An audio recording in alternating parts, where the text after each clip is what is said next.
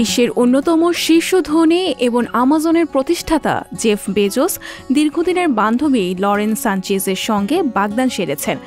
বর্তমানে এই যুগল কান চলচ্চিত্র উৎসবে অংশ নিতে ফ্রান্সে রয়েছেন। সেখানে বিশ্বের বড় বড় তারকাদের সঙ্গে আনন্দঘন সময় কাটাচ্ছেন তারা। কয়েক মাস ধরেই গুঞ্জন চলছে এই যুগল খুব দ্রুতই বিয়ের পিঁড়িতে বসতে যাচ্ছেন। লরেনের হাতে হৃদয় আকৃতির একটি আংটি দেখতে পাওয়ার পরই এই গুঞ্জন আরও বেড়ে যায়। সাবেক সম্প্রচার সাংবাদিক লরেনের সঙ্গে ২০১৮ সাল থেকে প্রেম করছেন জেফ বেজোস।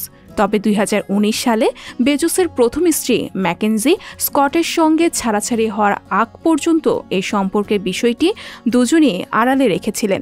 ম্যাকেনজির সঙ্গে দীর্ঘ ২৫ বছর সংসার করেছেন বেজোস, কিন্তু পারিবারিক কারণে তাদের মধ্যে বিচ্ছেদ ঘটে। ম্যাকেনজি বেজোস দম্পতির ঘরে ৪ সন্তান রয়েছে। বেজোসের সঙ্গে ডিভোর্সের চুক্তি অনুযায়ী ম্যাকেনজি $৩৮ বিলিয়ন পেয়েছিলেন, যা তাকে বিশ্বের তৃতীয় ধনী নারীর তকমা দিয়েছে। অ্যামাজনের ২৫% শেয়ার রয়েছে তার। অবশ্য ডিভোর্সে $৩৮ বিলিয়ন অর্ধেক দাতব্য সংস্থায় দিয়ে দেওয়ার প্রতিশ্রুতি দিয়েছিলেন ম্যাকেনজি।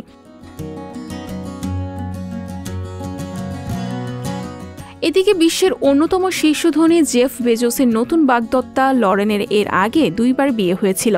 দ্বিতীয় স্বামী প্যাট্রিক হোয়াইটসেলের সঙ্গে 2 সন্তান রয়েছে তার। অপরদিকে সাবেক আমেরিকান ফুটবল খেলোয়াড় টনি গঞ্জালেজের সঙ্গে তার ২২ বছর বয়সী একটি ছেলে রয়েছে। আন্তর্জাতিক ডেস্ক, সংবাদ প্রকাশ।